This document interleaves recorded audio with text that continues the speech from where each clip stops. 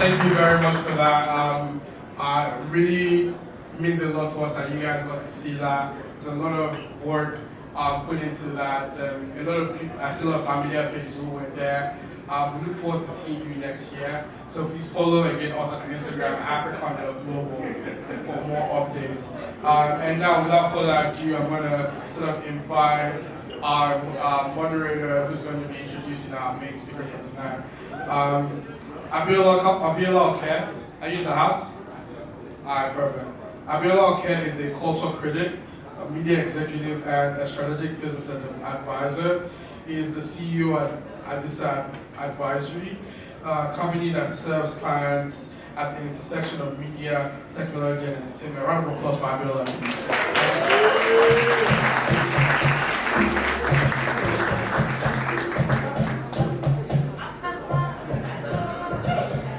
How's everybody doing tonight? Are you guys as excited for this conversation as I am? Yeah. Did everybody see the movie? Yeah. Did everybody see the movie twice? Yeah. 3 times. Okay, we gotta get the third one in there. I don't need to go through the brother's full resume because I think everybody knows who Mr. Ryan Coogler is. And if he's here, I would love to have him out here. Everybody give a round of applause for Mr. Ryan Coogler.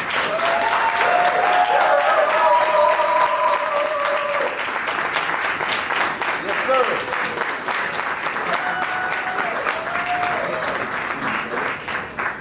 I'm glad that we get a chance to do this again. The last time we had an opportunity to talk about your previous multi-billion-dollar film in BlackPanther 1 was in New York City. Yes, round of applause for that. Ryan is the first black writer-director to film a multi-billion-dollar film.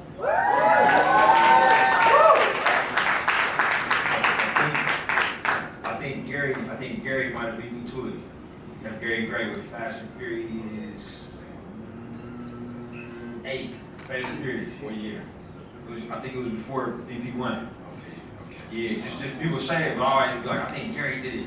Okay. You know, So yeah. he did that. That's Number 2 maybe. It's fake news. That's what it is.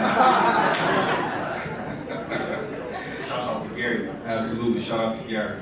And when we spoke in Lagos, Nigeria, about Black Panther 2, you said if we did this conversation again, we must do it in LA. So I'm really glad that everybody's here in LA with us right now.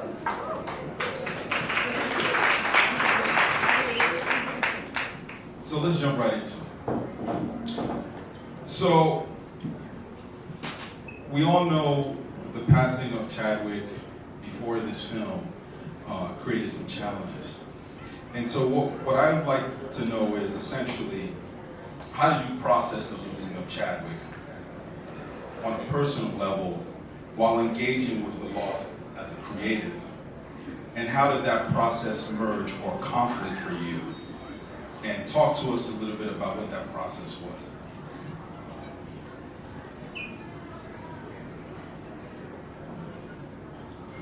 Yeah, it's interesting because I got to know Chad through the work, in losing him the way that we did. I'm still processing. I'm still trying to understand what it means and see if it's any lessons to be pulled from it. You know, and one of the things I felt very like a deep sense of guilt about, and I'm still reckoning with it, is that we didn't get a lot of time to hang out. You know, like, because whenever we were together a lot. We were always working, you know. And what I realized is that, you know, in taking stock of my life, the last 10 years that I've been doing this professionally, I could probably lump in, you know, 5 years before that when I was learning how to do it, you know, in school and stuff. I was either with my family or I was working, and I was mostly working, you know. And I realized that most of the people that I've gotten to know through through the work, you know what I'm saying? And realizing that that's okay, that work time spent with people is real time, you know what I'm saying? It is quality time, it is valuable time. But I say all that to say that my experience with Chadwick was really, defined by the work we were doing together, So the professional and the personal were intertwined with us. The work on bringing BlackPanther to life in cinema is intertwined with my friendship with him, because that's how we came to know each other. That's how we spent time together. That's what we did when we were together, And so when you talk about processing the loss, we processed the loss while working on this movie. It was kind of like, both things at once. And it's interesting. I met a filmmaker. I'm gonna jump outside like the Black Panther family and the story. But I went to Cannes. My wife and I went to Cannes in 2018 to do a talk out there. Not dissimilar to what we're doing now. It was after the release of the film, and Denis Villeneuve was there, French Canadian filmmaker. Y'all know Denis' movies. And he used to work with a composer named Johan Johansson. And Johan Johansson did the score most famously for Denis in a movie named Sicario. And if I remember this movie Sicario, it had this crazy 8-tone pulsating score when they go across the border in the War Edge. And this score has been taken and put in every movie you ever seen, every trailer you ever seen. You know what I mean? He was a real talented, prolific composer. He ended up passing away at a very young age. And I remember when I saw Denis, it was shortly after Johan had died, And I said what's up with Denis. We talked a little bit, and we was hanging out, and I offered him my condolences for Johan. And he told me, man, I went to his funeral, and all his friends played such beautiful music, And he was going on and on about the beauty of the music that all these Icelandic people, you know what I'm saying, but all his homies was musicians who made music with him, and at the funeral they just played for him, you know what I'm saying? And I was moved by that. This is before we lost Chad, but it was interesting that he went to that experience, you know what I'm saying? And that's what we did, bro. Like we played for him, you know what I'm saying, in a way that we knew, in a way that we did when he was with us, and we captured it and put it into the movie, you know what I'm saying?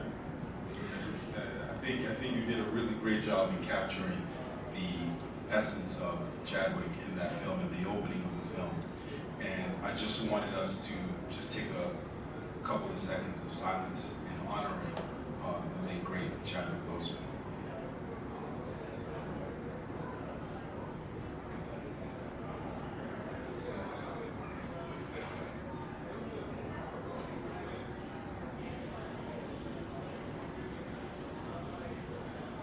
Thank you. So once we honored Chadwick, I think it's safe to say that the three central characters in the film that drove the plot were Queen, Ironheart, and Shuri. And for me, I felt that this was important because these were three very prominent black women in the film. And I know that you tend to relate a lot of what you write to real life societal frameworks. Please walk us through the decision and the journey behind why you chose that storyline after Chadwick's passing. That's a great question. Like, we were, we had Joe Robert Cole, my co-writer, and I, we had a screenplay that we were working off before Chadwick passed away, and we had to decide what we were going to do afterwards, and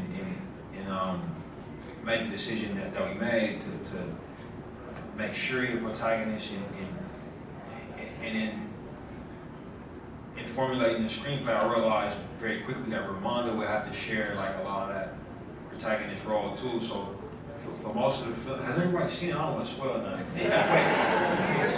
Has anybody not seen it? few people haven't seen it. I seen it Sunday. Okay, back. I'm gonna try to be respectful. Okay.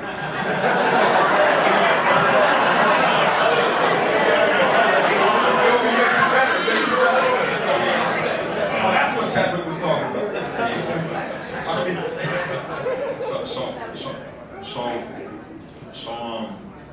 We kind of clear that it would be like a two-hander between this mother and daughter, and we were really like looking at the film in a way of like who would be most affected by the loss of this character once we decided to make that decision with the character as well, you know. And it was really like a decision of what was most truthful to us, you know what I'm saying?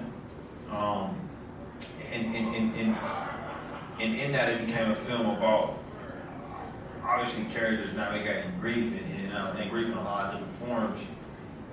Grief of a person was important to them, but also some characters like Namor, grief of a place, you know, that was denied them. In the case of Okoye, it's grief of a position, you know, like that she loses in the course of a film.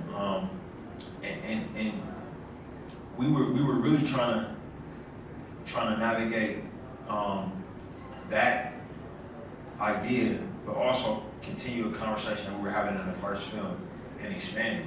You know, so when you talk about Riri, what she represented for me was that idea of the lost tribe that Killmonger was talking about in the first movie. You know, she's a character who represents that the African American story.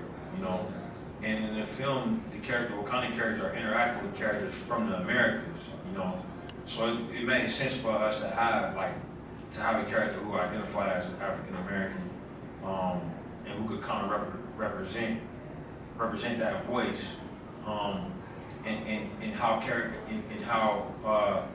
Shuri and Ramonda treat that character is an extension of the argument that T'Challa and Killmonger and Nakia that we're having in the first movie.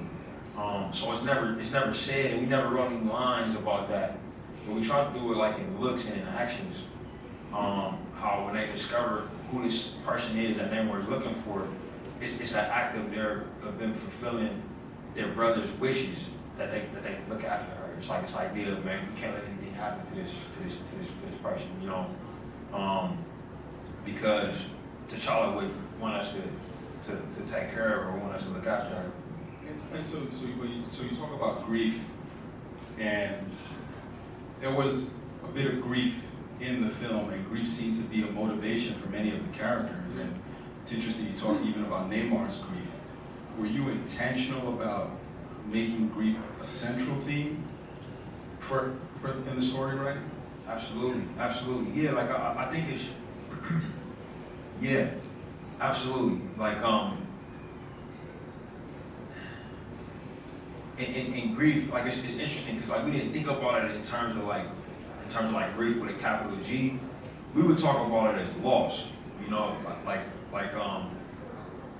the experience of losing something, or the fear of losing something, you know, like and how all of the characters' motivations are kind of around that concept of loss, you know, and also and everything related to it. Mourning was something that we would talk about. It's a word that's used often in the film, almost like instructionally sometimes, you know.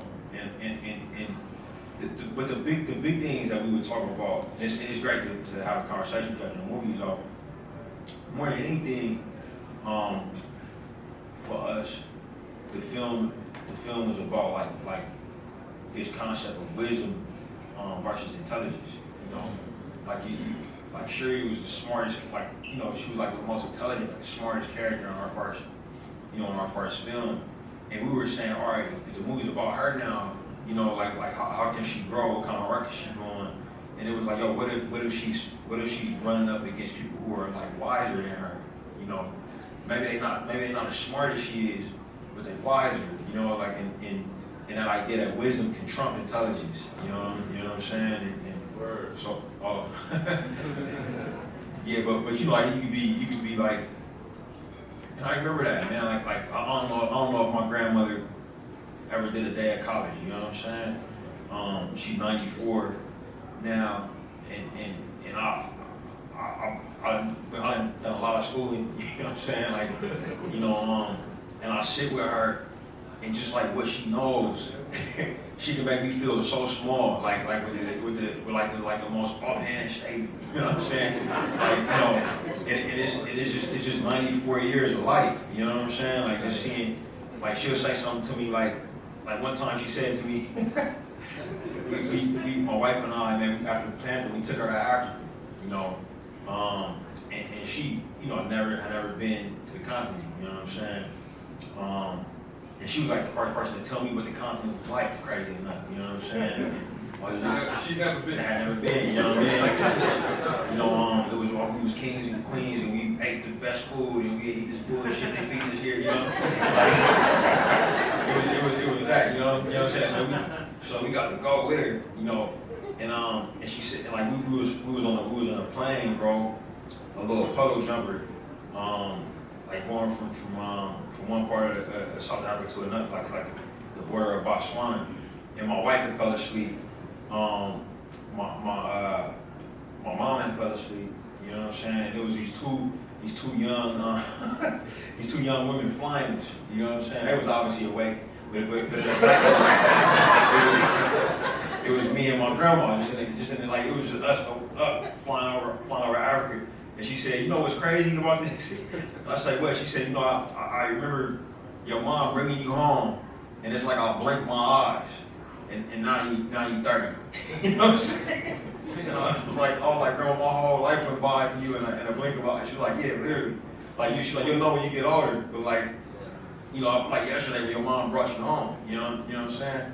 And just like that idea of time passing like that, and how her perspective on death, her perspective on something like the gentrification of Oakland, her perspective on all these things is so incredible that it can make me feel stupid. Like, you know what I'm saying? Like just straight up. You know, like it make me feel out of my element. So the film was really about like putting Shuri with people who are wiser than her in most scenes, and watching her try to navigate that in all of her intelligence. You know what I'm saying? I'm really glad that you got to give your grandmother that experience.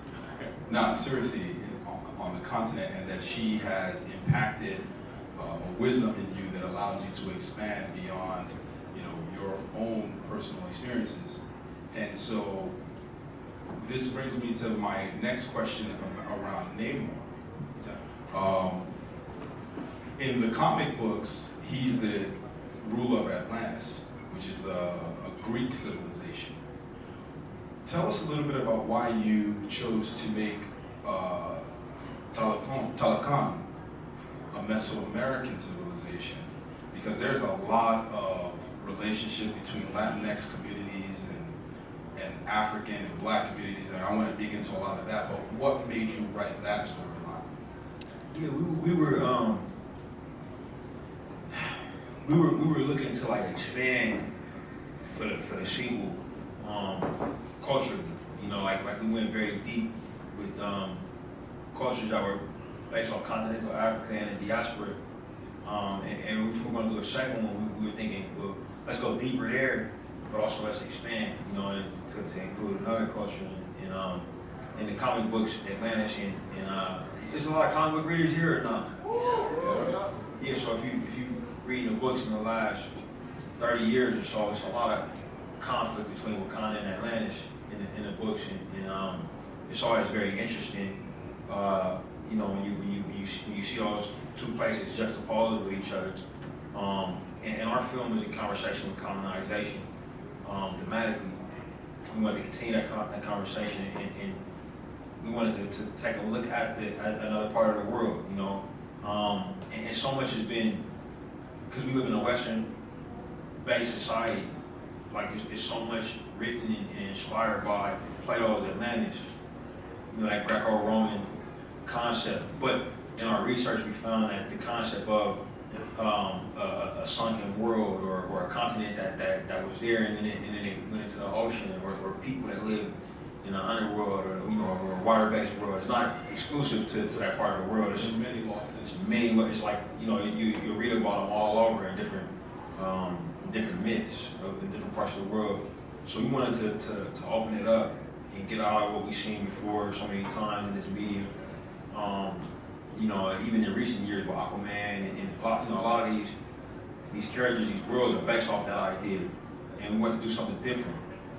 So in our research, it brought us to Mesoamerica, specifically like the Mayan people of the Yucatan Peninsula. And once we settled on that, a lot of things opened up. We got with a lot of academics, like real respected academics, who our kind of hero for that part of the film was a gentleman named Dr. Gerardo Aldana, who teaches in San Diego, and he's a Mexican American man himself, and has been archaeologist, anthropologist, just specializes in that and speaks the language, can read the glyphs, can write the glyphs, has great contact with the Mayans who are still there.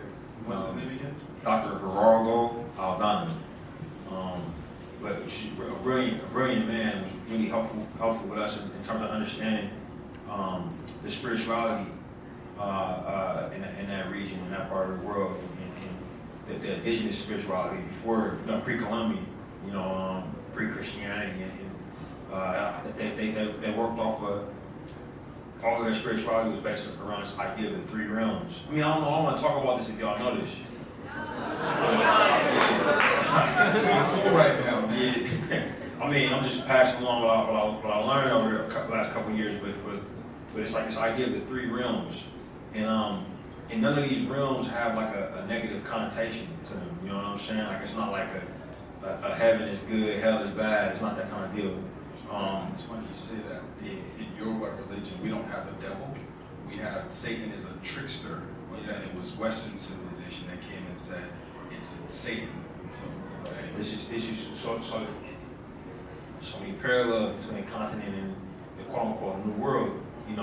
This is one of them, and there's this power that comes with fluidity, the ability to go between these places. So the feathered serpent deity is a deity that you'll see represented in all of the cultures, Olmec cultures, Mixtec cultures, Nahuatl cultures. For the Nahuatl, who were referred to as the Aztecs, for their culture it was called Quetzalcoatl. But for the Mayans, it was Kukulkan. Same deity, but the feathered serpent is a snake, so it can snake on the middle realm. It can go into the dirt, but since it has wings, it can fly to the heavens. So it was considered one of the more powerful deities because it could go to all three places. But this idea of metamorphosis and being able to transition into different things being really powerful. I found a lot of just a lot of rich perspective in that idea.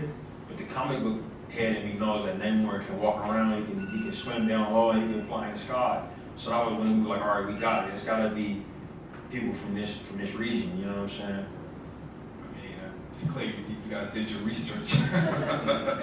No, I was fascinated by it. Even down to some of the games that the Mesoamerican, the Talakan people were playing. Or the ball game. Yeah. Mama, I think it's called or something. It's a bunch of names. Sometimes it's not. But I think like the archaeologists and anthropologists we talk to, they'll call it the Mesoamerican ball game. And so, in the first Black Panther, around that time, what was happening in the global black zeitgeist was Africans and African Americans were connecting back to their roots, and there was a serious sense of pride around that film.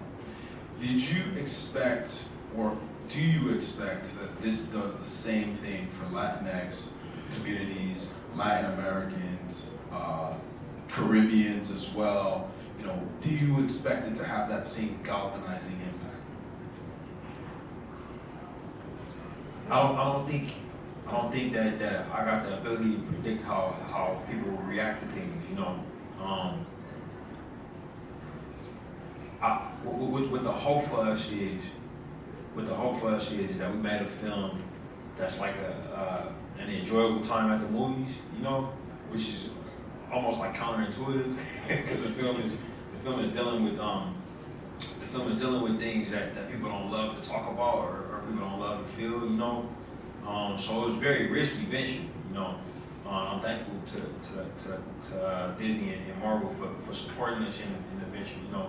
But more than anything, you know, we want our work as artists to leave a stain.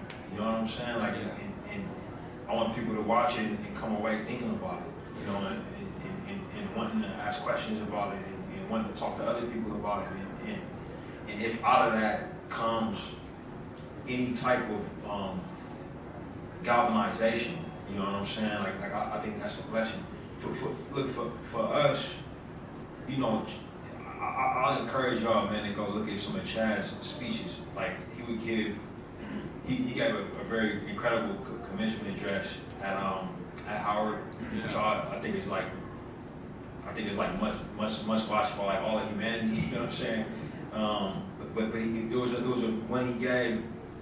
It was probably like my proudest moment as a filmmaker, bro. But the cast, they got voted by their union members in SAG for the SAG award, you know, for best cast, I think it's called, or best ensemble.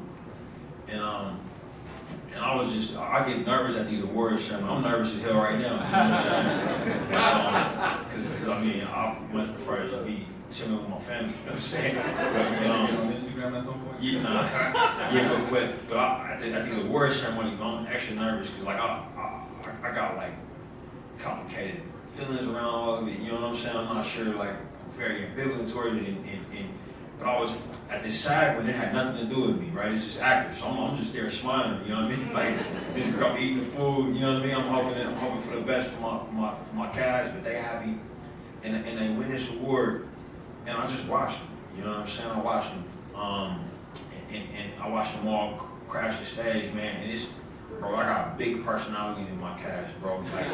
Like you know, Denai, Lupita, Mike B, you know, Angela. Like it's a murderer's row of just like brilliance and like strong personalities. You know what I'm saying?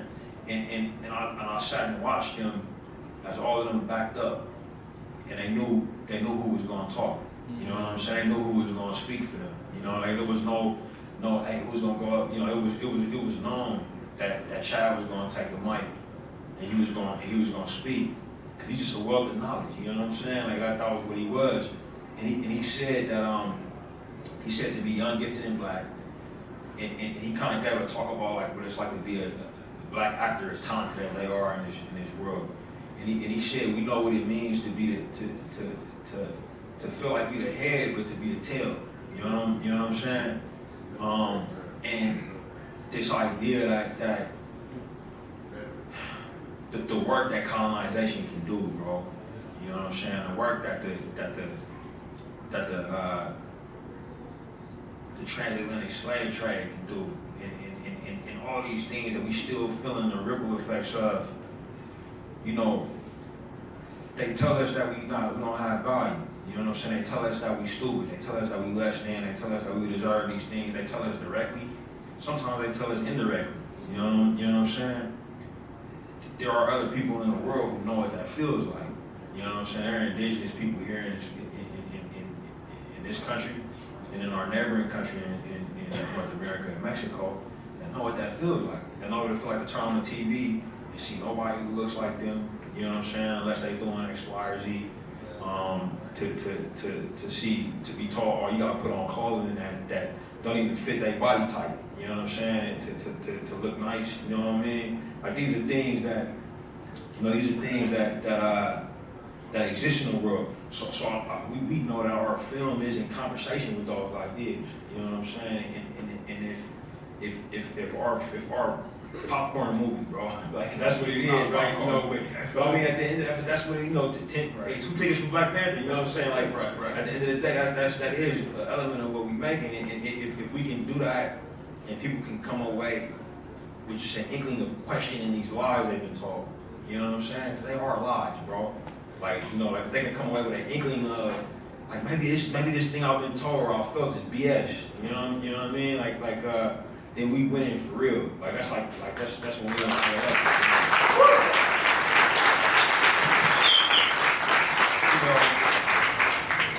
You know, it truly is a testament to your talent. And I'm glad that, and we are fortunate that you get to share your talent and your gift with us in that way. You know, we all seen sequels to many blockbuster films, and very rarely do sequels go as deep and as wide as yours did. Oftentimes, it's a lot of these action set pieces. And you talked earlier about tackling very difficult conversations. I knew you were from the Bay. And there is a history, a tumultuous history between Black and Latino gangs. Yeah. And in the film, it's often not discussed. Yeah. In the film, for a significant portion of the film, Wakanda was in conflict with Telecom. Was that intentional? And what did you want us, the audience, to get out of that conflict? Because we moved away from the colonizers as essential conflict. Yeah. You know, that's a great question. Like, for me, man, it's such a great question. Because we have a lot of spirited debates, like in the process of making the film, and you talking about like, man, because we in LA, and street politics is different in LA than they are from where I'm from. You know what I'm saying? Where I'm from, you know, I don't want to get into it too much, but I mean, yeah, we're. So I came to film school here, right? In 2008. I came to film school here. And I spent my whole life in California, you know what I'm saying?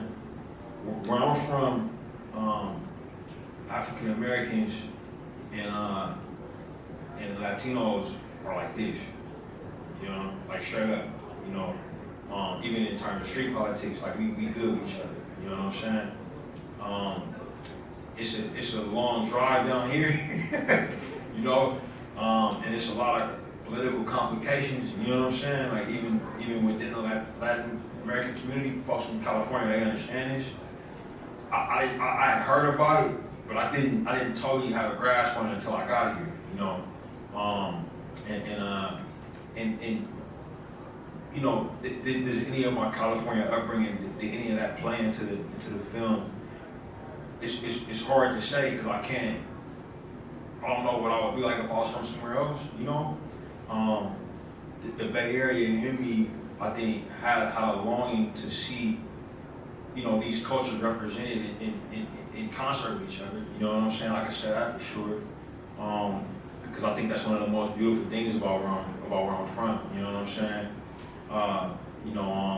You can literally taste the food and feel the cultural influence from both sides. You know what I'm saying? Like I can tell you that straight up. You can go down the street, like where my wife is from, is actually the namesake for the first film, Fruitville, and that's all you see is us. You know what I'm saying?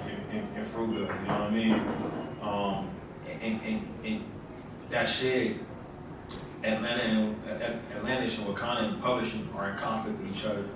In this film, I knew these two cultures were going to come in conflict with each other, and it's not a concept that we took lightly. You know, and for us, I thought it would be interesting to have a conflict in a film like this where you weren't rooting for a particular side, because we knew that would be difficult to pull off, you know. But it felt like for a second movie, it would be worth it if we can have a conflict where you actually rooting for them to stop fighting. Yeah. You know what I'm saying? As opposed to like, hey, kick this side's ass or kick that side's ass. You know, like, but I think people will watch the film and feel that way. You know what I'm saying? Like, but at the same time, we were trying to make it so that the actual want for the audience is for them to stop. You know what I mean? And take a look around and figure out, man, maybe I should fight somebody else. you know, and look, we knew that would be a hard thing to pull off, you know what I'm saying? But we felt like it would be the true thing, because often colonization is tricky. You end up fighting yourself or fighting the person who you got a lot in common with, you know. And we wanted to go there, but also show how easy sometimes conflicts can start. You know what I'm saying? Because like neither one of these cultures in the film was like, "Yo, we want to fight you." You know what I mean? Like things happened, and it ended up getting into a back and forth. You know what I'm saying? But yeah, we were trying to do the trickier thing, and it's interesting too, because like we would talk about like, man, it was so funny. We would look at the film, and like people wouldn't want us to cut to the white people. You know what I'm saying? Like they were like, "Hey, we don't want to see this, man. Go back to the Wakanda. Go back to go back to Talakan." You know what I mean? Like, it was less CIA. It was for me. I never felt comfortable. What little man say?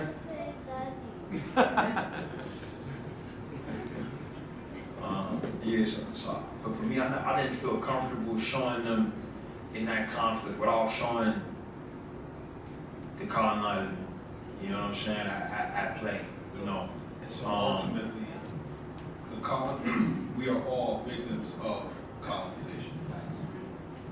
Is that what you want us to take, that if we come together, that we can fight against this abhorrent past, this thing? I mean, I don't ever want to be like descriptive with a movie, you know what I'm saying, like, or prescriptive, you know what I mean. But I think that everybody had a hand in that situation, you know. Everybody had a hand in it, and everybody, including the white folks in the movie, you know. And everybody had a stake in how it came out, if that makes sense.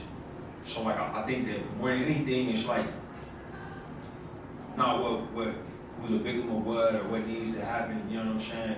It's just the knowledge of oftentimes when people have conflict, somebody is gonna benefit from that. You know, you know what I mean? Like it's a lot of like opportunists in the world, there's a lot of evil in the world. You know what I'm saying? And you hear things like, you know, I guess it's about to be a recession right now, you know what I'm saying? And I've been in rooms with people who got a lot of money, and I hear them say something like, "Oh yeah, man, if you're trying to buy a house, wait a little bit, because they're about to get cheaper." You know what I'm saying? And it's like, damn, like they thinking about it in terms of dollars and cents. I'm thinking about it in terms of like people thinking how their houses foreclosed on. We about to go back to what we went through when everybody lost their homes. You know what I'm saying? Like that idea, like when you dealing with a small conflict, and you might think it's just like this back and forth between us and them and this neighborhood over this thing. Oftentimes there's somebody sitting back waiting to come collect whatever's left. You know what I'm saying? So we wanted the film to have that feeling. Like even though these two places are kind of isolated, you know what I'm saying? Like somebody was hoping to come collect whatever was left and maybe be opportunists, you know. I appreciate you elaborating on that. Yeah, give him a round of applause for that.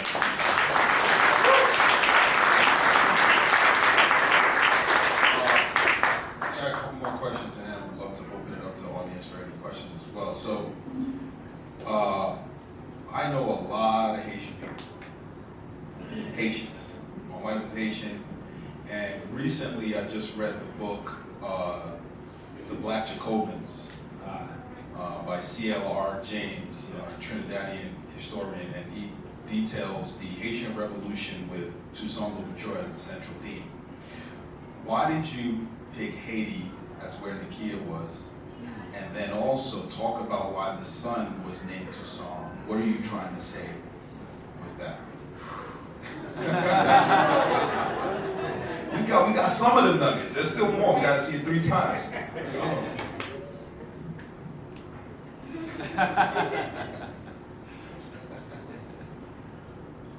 it's these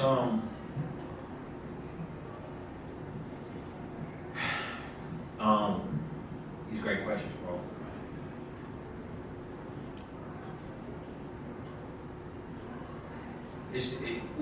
I try to be aware of like the time I'm in. You know what I'm saying? I'm existing as an artist, and we making films. We fortunate to make films like in the information age. You know what I'm saying?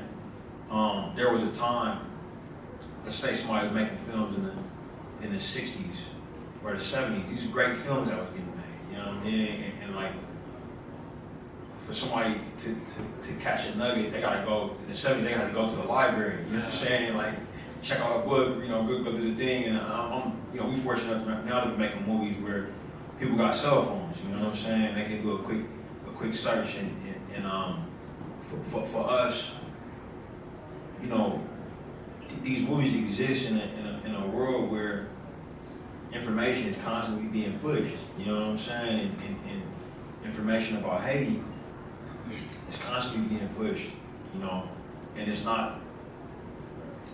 It's a small segment of the reality that's getting pushed all over the place. So for us, any opportunity we can take to be radical, you know what I'm saying, in terms of that, you know, we want to seize that opportunity, you know, and for us, Wakanda, the concept of it is owned by the continent, but it also is owned by the diaspora, you know what I'm saying? Dual ownership, you know, because we all bear the weight of blackness, you know what I'm saying? And the treasure of it, you know. In this film, there's so many reasons it was Haiti, bro. You know what I'm saying? but you know, the film takes place, most of the conflict is in the Atlantic Ocean. You know what I'm saying? This place of transport and that's the first place where we won, bro. That's the first place where we won. And they won, and they've been paying a price for it, like ever since, you know. And a big part of that price is the misinformation that's going to get spread, you know. And so for us, it was like, all right, if we can, where would the air be in a way that could be symbolic? You know what I mean? Where could the air hide out in plain sight? You know, and when the kid's character, you know what I'm saying? Where would she go? You know, so it just made a ton of sense. And if that character was going to be there trying to hide, what name would he have? You know, so that was where it came from. That was very powerful, Rob.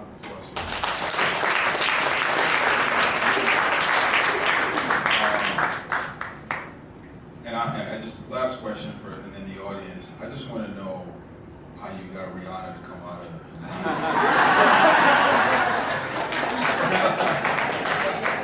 It wasn't me, bro. Like it was. I mean, and she's not retired. Like she's Sade status. She's still waiting for Sade. I mean, look, I look at her as like somebody who made a lot of music over a good chunk of time, right?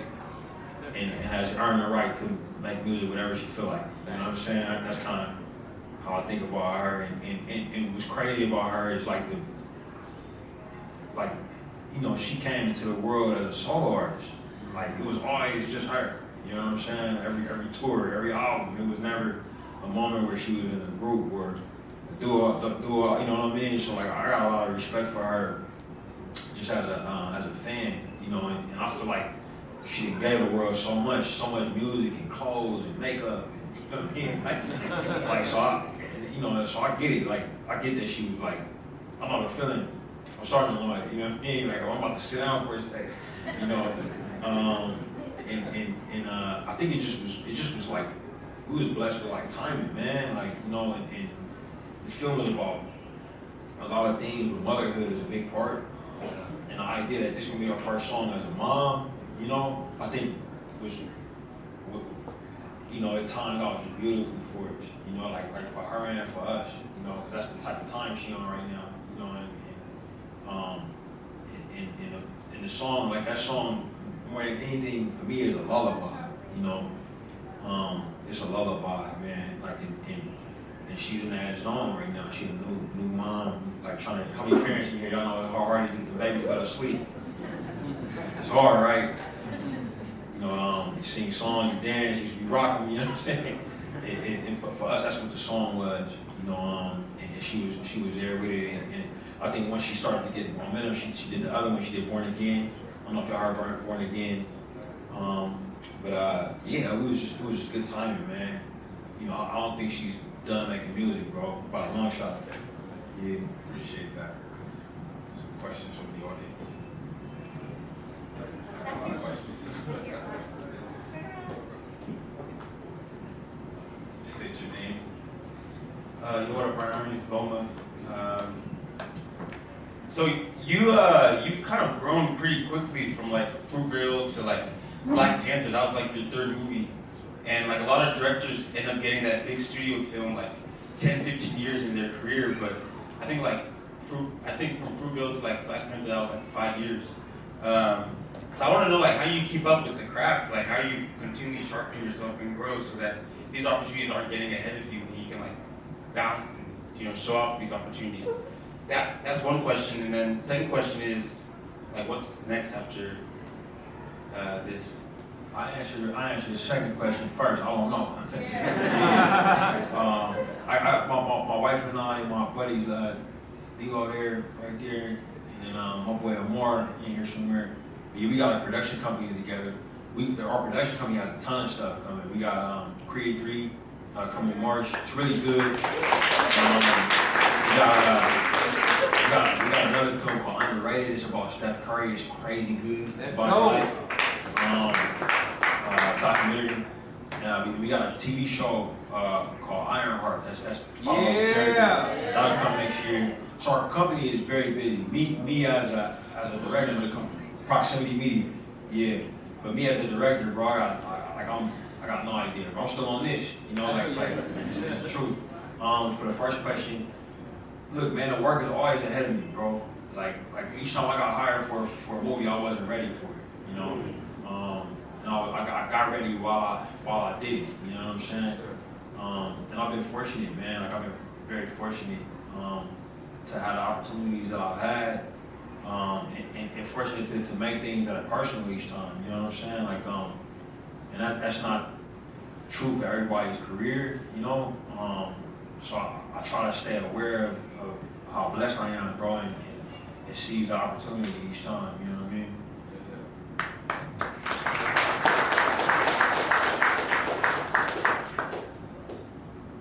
Okay, so how, Lexi, I just have a question. How did you start, and what inspired you to keep going here, to start? How did I start? How old are you, young lady? 11. Jesus. I mean, well, you a lot further ahead than I was. Like when I was 11, I wasn't sitting on Q&As. I'll tell you that. Holy smokes. Then you got the confidence that asks a question. Jesus. Keep going. That's all I say. That. How did I start? It was school for me. It was school for me. And I'm a person who likes school. I liked it a lot. I was comfortable in an academic setting for the most part. I was blessed with good teachers, you know what I'm saying? I was a football player, like a student athlete kind of deal, and got a football scholarship, and was trying to figure out what I was gonna major in. And when I was in college, about 17, a teacher read something that I wrote and suggested that I get into making movies. So that's kind of how it started for me.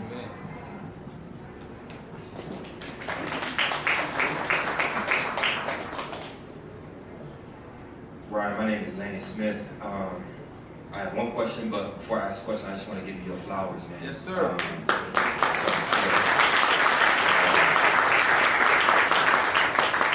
When you were speaking about when you're making this art, when you're making these films, you don't want to tell people how to feel, but you hope that it leaves some sort of impact. I was just sharing with Abiola earlier today. I started my company after watching BlackPanther, the first movie. It inspired me literally to start my company. I saw the diaspora come together in a way that I've never seen before in my life after after the first Black Panther. But one of the things that I appreciated so much about that first film was not just the representation, but also the representation from the perspective of an African American, right? I do feel like we are those lost people, right? I raised my hand earlier to win my Ancestry DNA kit. A lot of us can't trace back directly where we're from, right? And I was one of those that was a Killmonger fan, right? What he was saying resonated to me when he had that anger and he was like, you mean to tell me y'all have vibranium, y'all got this that could have liberated us and y'all didn't share that with us? I think African Americans who, they felt that in a different way, you know what I'm saying? And there has been this divide between African Americans and Africans, and I saw that being able to have that conversation was powerful, and how it brought us together. So I wanted to ask you, how much of that has been intentional to make sure that you're telling our story as well, as those lost people who are trying to find our way, who are trying to connect back to the continent, and know who we are. Yeah, so I just want to give you your flowers and ask you that question. Right on. Jump in for me. That feeling that you had, like that it's angst, right? It's like a form of anxiety that you feel like, you know, form of loss, form of grief. You feel like something's been taken from you. You know what I'm saying? Personally, I know that feeling. You know what I'm saying? I wrote most of them lines. You know what I mean? They come on and said. But I will tell you that, like, when I got to the continent, bro, and had some conversation with folks, had some experiences, like I realized that we not lost at all, bro. You know what I'm saying? Like we not lost at all. Like the things that there were things I was taking from us, but we held on to most of it. I dare say we held on to the most important things. You know what I'm saying? Like we very African, bro. You know what I'm saying? We very recognizably African. You know what I mean? Like folks from the continent know this.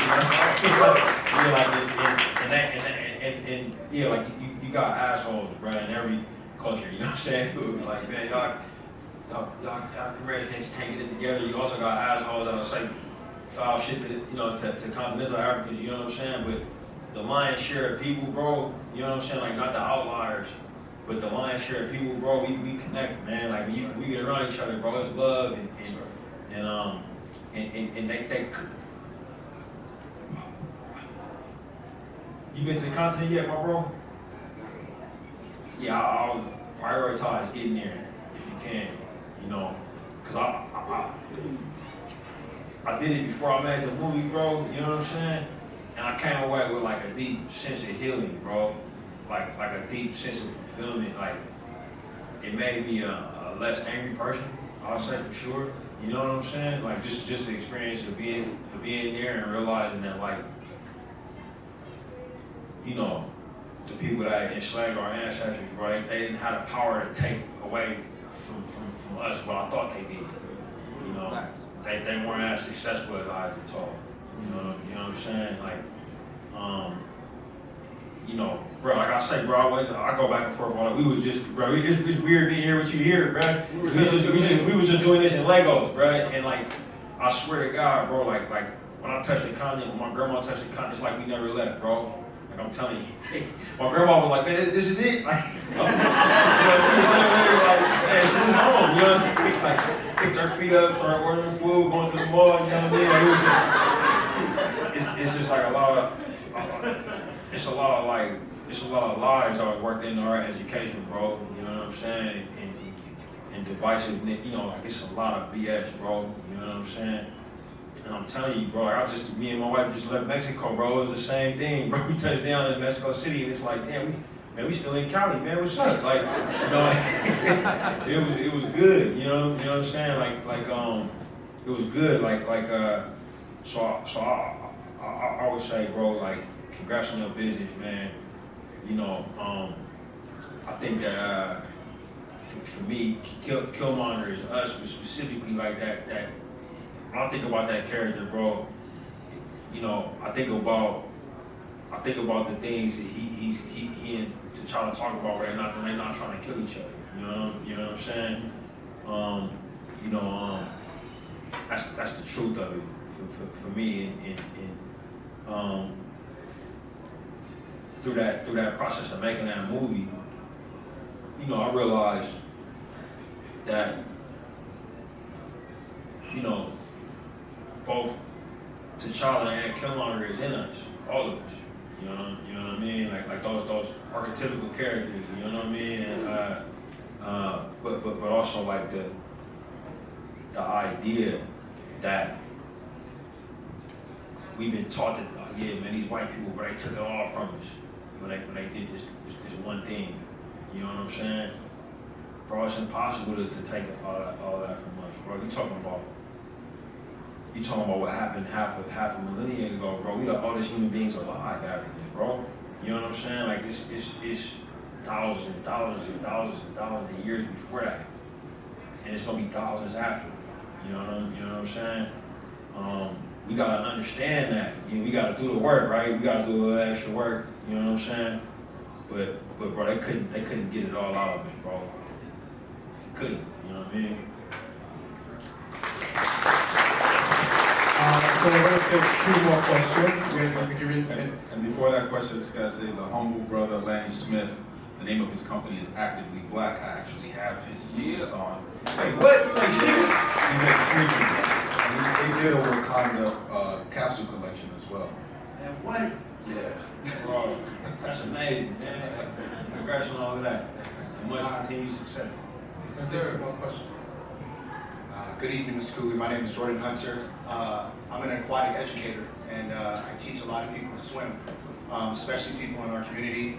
I travel throughout the United States and do it. So this is more so kudos, man, because working in entertainment, I mean, literally since the movie Pride with Terrence Howard, I've never seen really us be the forefront in and around water and be comfortable. So I wanted to say thank you for that more than anything, because we have a lot of history around water. There's a lot of history around water, and one of the biggest things that my purpose right now on this earth is to do is to take away that trauma associated with it and show how much peace and beauty it is. So the question that I have is, being a director and having a cast of people of color, you know what I'm saying? Like, I know some of it was really water, some of it's CGI, but like, how was it to kind of introduce, like, yo, we about to like be in Atlantis, like we about to just be underwater for really like half of the film. Yeah. You know what I'm saying? It was amazing, man. Like it was a journey. I didn't know how to swim really before making the movie. Had to learn before we rolled cameras in. And yeah, we had that conversation with all of them, man. Like and all of us, bro. Like the Wakandan characters and the Talakanil characters. Like all of us had like tricky relationships with water, with the exception of Denai. Denai was like a collegiate swimmer, And she was just fired up. She's like, I can't believe I'm getting in the water in this, man. Make sure you get me swimming from this angle and that angle. she's like, no, Ryan, you don't understand. It's important for young black girls, man. With our hair, we gotta get in that water. They gotta shoot me in that water,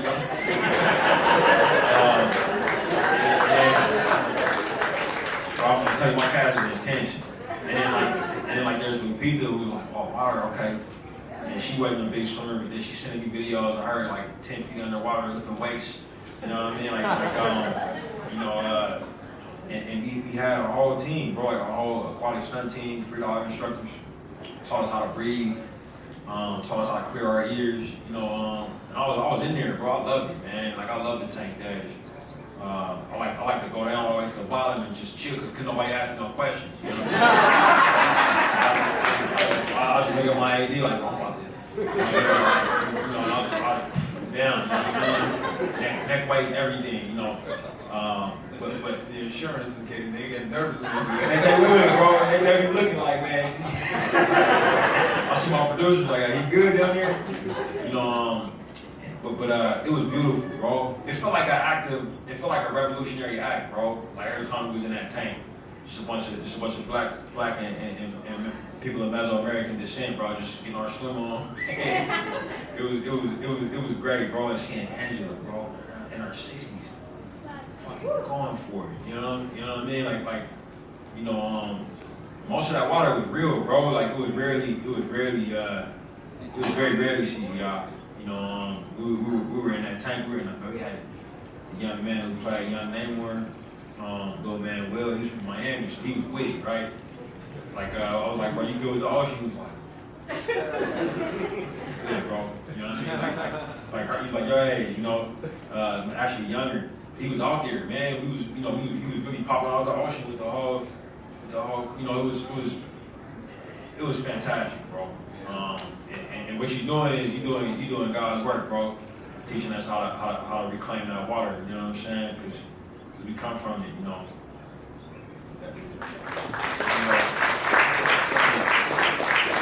This is really, and he is truly doing God's work. When I was 16, I almost died in my friend's pool, and I never really swam ever again. And this was the first year I ever swam without life in the ocean.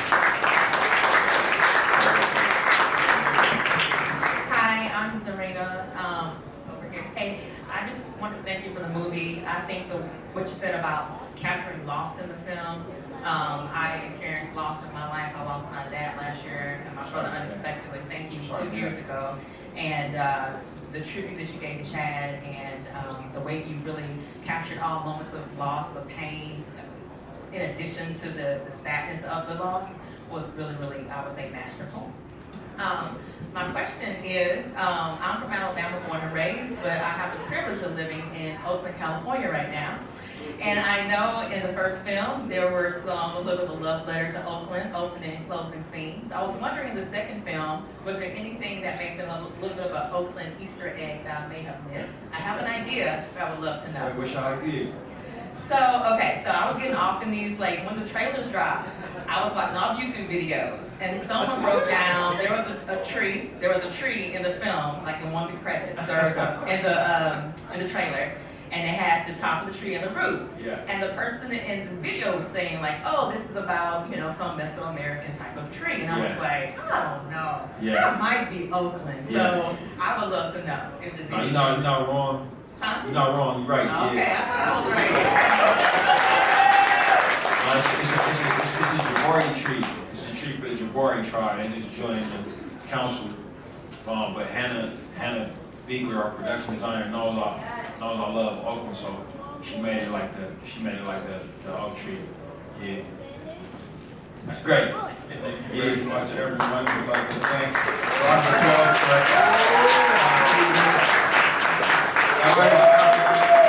Alright, so before we go,